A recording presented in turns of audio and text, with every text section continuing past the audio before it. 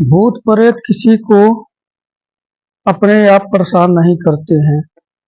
अगर अपने आप परेशान करते तो कई लोग परेशान हो जाते। या तो उनसे कोई गलती हो जाती है या फिर कोई न कोई बात जरूर होती है, इसलिए भूत प्रेत किसी के साथ चिपक सकते हैं। ऐसे ही एक कहानी मधुबनी जिले के के राजू के द्वारा बताई गई राजू की कहानी है। राजू का कहना है कि मैं एक बारी अपने रिश्तेदार के यहाँ जा रहा था। रिश्तेदार के यहाँ जा रहा था, दिन का टाइम था, कोई दिक्कत वाली बात नहीं थी, साइकिल से जा रहा था। और बहुत ज़्यादा धूप होने के कारण, गर्मी का टाइम था, बहुत ज़्यादा धूप होने के कारण एक पेड़ के नीचे मैं सुस्ताने लगता हूँ और उसी समय मुझे बाथरूम आ जाता है। बाथरूम आने के बाद मैं उसी पेड़ के नीचे ही, क्योंकि सुनसान इलाका था, कोई था नहीं वहाँ पर, और मैं बाथरूम करने लगता हूँ। बाथरूम करने के बाद थोड़ी देर सुस्ताने के बाद ऐसा आभास होता है कि मेरे अगल बगल में कोई खड़ा हो, लेकिन दिखाई कोई नहीं दे रहा था। सिर्फ महसूस हो रहा था कि जैसे नहीं लगता है कि अकेले हम कहीं जा रहे हैं और जैसे लग रहा है कि कोई हमारे पीछे से चल रहा है, वैसे ही मुझे बाथरूम करने के बाद ही महसूस होना शुरू हो गया। मैं किसी तरीके से वहां से निकलता हूँ और अपने रिश्तेदार के यहाँ पहुंचता हूँ।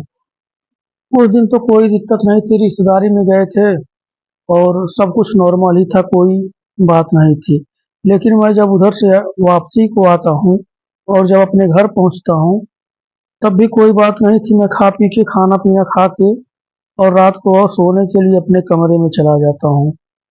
जब अपने कमरे में सोने के लिए जाता हूँ तो पहले तो नींद नहीं आ रही थी। सबको नहीं नींद जल्दी आती है, इधर उधर की बातें सोचना, इसलिए थोड़ी रुक के नींद आई। और जब नींद आई तो मुझे पता भी नहीं चला कि कब मुझे नींद आ गई। मैं उसके बाद जब नींद में चला जाता हूँ तो मुझे सपना आता है कि मैं साइकिल से मैं जा रहा हूँ और उसी पेड़ के नीचे, जिस पेड़ के नीचे मैं रुक के सुस्ताया था, आराम किया था और बाथरूम भी किया था, उसी पेड़ के नीचे मैं पहुंचता हूँ और पहुंचता हूँ तो वहां बाथरूम करता हूँ। सब कुछ वैसे ही दिखाया, सपना दिखाई दे रहा था, लेकिन थोड़ा सा परिवर्तन ये था कि जब मैं बाथरूम कर रहा था तो मेरे सामने एक बड़ी ही खूबसूरत औरत या लड़की कह लीजिए, उम्र भी तो तकरीबन 20-22 साल के करीब रही होगी, वो हमारे सामने आके खड़ी होके मुझे घूर रही थी, मुझे बाथरूम करते समय देख रही थी और मंद मंद मुस्कुरा रही थी।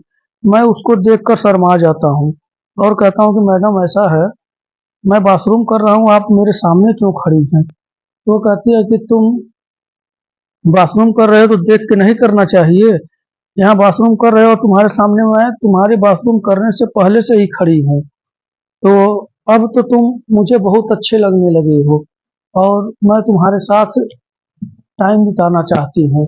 तो मैं बोला ऐसा कैसे हो सकता है, ऐसा नहीं हो सकता। तो कहती है कि ऐसा क्यों नहीं हो सकता है, तुम मुझे पसंद आ रहे हो और मेरे सामने बाथरूम की हो, तो भाई क्या कुछ जाता है तुम्हारा और क्या मेरा जाता है, और यहाँ कोई है भी नहीं, हम भी अकेले हैं, तुम भी अकेले हो, अब तुम्हें देख के मुझे प्यार आ रहा है। तो अब उसकी बातों में मैं आ जाता हूँ। आने के बाद हम दोनों एक झाड़ी में चले जाते हैं। झाड़ी में जाने के बाद हम लोगों का प्यार मोहब्बत का सिलसिला चल पड़ता है। मैं सपने में था, लेकिन पूरा आभास हो रहा था कि मेरे साथ ऐसा ही हो रहा है। प्यार मोहब्बत का सिलसिला चलता है और वो लड़की, जो औरत थी, वो भी चली जाती है और मैं भी अपने साइकिल से जहाँ जाना था चला जाता हूँ। लेकिन जब मेरी नींद सवेरे खुलती है तो मैं तो सोच रहा था कि मैं तो सपना देखा हूँ और सपना सच थोड़ी न होता है। तो ऐसे ही जब मैं नींद खुलती है तो मैं देखता हूँ कि मेरे शरीर पर कोई कपड़ा है ही नहीं, बिल्कुल मैं नंगा सोया पड़ा हूँ। अब मैं हैरान हो जाता हूँ। हैरान होने के बाद मैं सोचता हूँ कि ये यार सपना मैं देखा हूँ और सपने में मैं अपना कपड़ा कैसे खोल सकता हूँ। फिर मैं ये सोच के चुप रह गया कि चलो, हो सकता है सपना में उस औरत के साथ प्यार मोहब्बत हुआ है, तो हो सकता है मैं सपने में कपड़े खोल रहा हूँ और यहाँ हकीकत में खुल खुल जा रहा है। ऐसा ही सोच के मैं ज़्यादा इस पर गौर नहीं करता हूँ और फिर अपना जो नित्य काम होता है रोज़ की रूटीन का, उस काम में मैं लग जाता हूँ और काम अपना निपटाने लगता हूँ। ऐसे करते-करते रात हो जाती है। फिर रात को वही सपना फिर आता है, वैसे ही सेम जैसे मैं देखा था कि मैं उस पेड़ के नीचे गया हूँ और आराम कर रहा हूँ और वहाँ एक औरत आती है और मुझे बाथरूम करते समय देख लेती है। उसके बाद मुझे प्यार करने के लिए कहती है और हम दोनों झाड़ी में जाके प्यार करने लगते हैं और फिर जब सवेरे मेरी नींद खुलती है तो आज भी मेरे कपड़े शरीर पर नहीं थे। मैं हैरान रह जाता हूँ, मैं सोचता हूँ यार चलो ठीक है सपना में तो बहुत आनंद आ रहा है, लेकिन मैं कपड़ा वहाँ सपने में खोलता हूँ, उस औरत के साथ सपने में बिताता हूँ, लेकिन यहाँ हमारे साथ हकीकत में क्यों ऐसे हो रहा है? अब मैं हैरान हो जाता हूँ, लेकिन ये बात किसी से कहने लायक नहीं थी और मैं बताता किससे अपने मम्मी-पापा से तो ऐसी बात बता नहीं सकता था और यार दोस्तों से बताऊँगा तो मेरा मज़ाक उड़ाएँगे। फिर मैं सोचता हूँ चलो कभी-कभार हो जाता है सपने का, तो कोई दिक्कत नहीं है, मैं रिश्तेदारी में गया था, उस पेड़ के नीचे आराम किया था और हो सकता है कि वही बात बार-बार आ रही हो। तो थोड़े दिन और ऐसे बीत जाते हैं, लेकिन सपना ऐसे ही रोज़ आता है, रोज़ मेरे कपड़े खुल जाते थे। अब मुझे तो नहीं पता लेकिन मेरे घर वाले कहते हैं कि बेटा तू देख मैं देख रहा हूँ कि तू इस समय थोड़ा तेरी सेहत पर प्रभाव पड़ रहा है, तेरा शरीर पीला पड़ रहा है। तो मैं अपने जो घर वाले बोलते हैं मम्मी-पापा बोले थे, तो मैं उनको कहता हूँ कि नहीं ऐसी बात तो है नहीं, आपके सामने जो खाना बनता है भरपूर खाता हूँ और काम भी अपना वही नित्य काम काम करता रहता हूँ, बाकी कोई दिक्कत तो है नहीं। तो शरीर मेरा क्यों पीला पड़ रहा है? आप लोगों को वहम हुआ है। मैं अच्छा खासा हूँ, मुझे कोई कमज़ोरी महसूस नहीं हो रही है। लेकिन वैसे ही सपना रोज़ आता था, जैसे कि मैं साइकिल से जाता हूँ, उस पेड़ के नीचे रुकता हूँ, बाथरूम करता हूँ, वो औरत आती है और मुझे झाड़ी में लेके चली जाती है और प्यार मोहब्बत करने लगती है।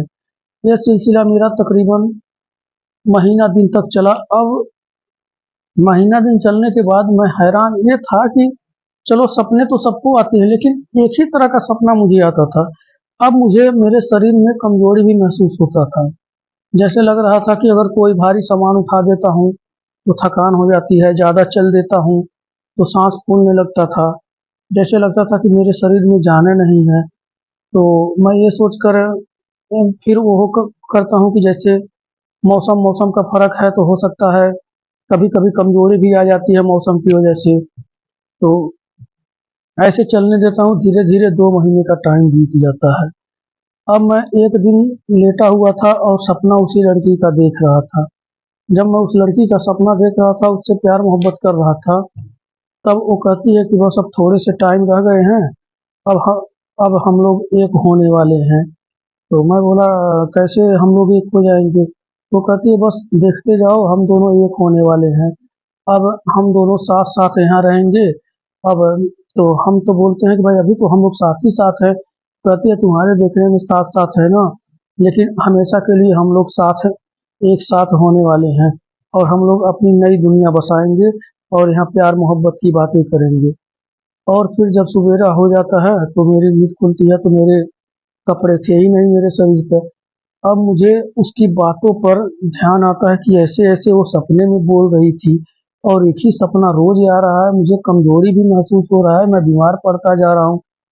तो मैं डरते-डरते अपने पिताजी से सारी बात मैं बताता हूँ कि मेरे साथ ऐसे-ऐसे हो रहा है। तब हमारे पिताजी कहते हैं तो मैं तो तुझे पहले कह रहा था कि तेरा शरीर पीला पड़ रहा है और तू मानता नहीं, देख कितना पीला हो गया है, जैसे लगता है कि तुझे पीलिया हो गया है, लेकिन तू तो मानता नहीं था, कहता है मैं हष्ट पुष्ट हूँ, मुझे कोई बीमारी नहीं है। लेकिन अब पता लगा अगर ये बात ऐसे तेरे साथ हो रही थी तो हम लोगों को तू पहले क्यों नहीं बताया? तो मैं बोला पिताजी ऐसा है बताने को तो मैं कई बार सोच रहा था कि बताऊं, लेकिन ये ऐसी बात थी कि बताने लायक नहीं थी तो मैं कैसे बताता? तो मेरे पिताजी कहते हैं कि बेटा ऐसी बात हो तो बता देना चाहिए, क्योंकि ये जो सपना है ना, एक ही तरह का जब सपना आता है, एक ही औरत आती है, तो कुछ न कुछ ज़रूर गड़बड़ होता है। तब हमारे पिताजी जाते हैं एक गांव के झाड़ फूक करने वाले को लेके आते हैं। जब लेके आते हैं तो उनसे बातचीत सारी होती है, वो सारा बात बताया जाता है। मुझे भी सामने बैठाते हैं और सारी बात पूछते हैं। मैं जैसे जैसे मेरे साथ घटना घटा था सिलसिलेवार, वैसे वैसे मैं एक एक करके बता देता हूँ। तो वो अब जब झाड़ फूक करना शुरू कर देते हैं तो कहते हैं भाई हमारे हाथ से ये केस निकल गया है, अब वो तुम्हें छोड़ेगी नहीं, अब वो तुम्हें मार के ही छोड़ेगी। अब ये बात जब हम सुनते हैं और हमारे घर वाले सुनते हैं तो सबके रोंगटे खड़े हो जाते हैं। हमारी मम्मी तो वहीं चिल्ला चिल्ला के रोने लगती है। तो बाबा कहते हैं घबराओ मत, हमारे बस का नहीं है, ऐसा नहीं है कि कोई नहीं कर सकता। हमारे गुरुजी उस जगह पर रहते हैं, जाओ उनको लेके आओ, और ये काम वही कर सकते हैं, दूसरा कोई नहीं कर सकता। क्योंकि बहुत टाइम से तकरीबन 2 ढाई महीने से इसके साथ ऐसा हो रहा है, और इसका अंदर ही अंदर वो खून पी चुकी है, बस थोड़ा बहुत जो बचा है वो भी 2 4 दिन में पी के इसको मार देगी। और इसके पास टाइम नहीं है। हमारे गुरु के पास अगर जाना है तो आज ही और जल्दी करो, क्योंकि इसके पास हमारे हिसाब से देखने से 2 ही 3 दिन का टाइम बचा हुआ है। क्योंकि 2 3 दिन के बाद अमावस आने वाली है, हो सकता है अमावस की रात को इसका कांड हो जाए। उसके बाद हमारे पिताजी देर नहीं करते हैं, और जो बाबा थे, जो तांत्रिक आए थे, उनके बताए हुए अनुसार पर उनके गुरु जी के पास चले जाते हैं, और साथ में वो बाबा भी जाते हैं और सारी बात बताते हैं। तो बाबा कहते हैं कि अब तो ये केस हाथ से मुझे देखने में निकल रहा है। तब हमारे पिताजी उनके पैरों में पड़ जाते हैं और कहने लगते हैं कि बाबा कुछ भी करो, लेकिन हमारे लड़के को बचा लो। तब बाबा कहते हैं ठीक है, हम आज रात को तुम्हारे घर पर आएंगे, और एक पर्ची पर सामान लिख कर दे देते हैं, और कहते हैं कि इसको टाइम अनुसार जहां से मर्जी जैसे मर्जी एक भी सामान छूटना नहीं चाहिए, सब कुछ लेके आना है। और उधर से आते समय हमारे पिताजी सारा मार्केट का जितना भी पर्ची पर सामान लिखा था वो सारा सामान लेकर आते हैं।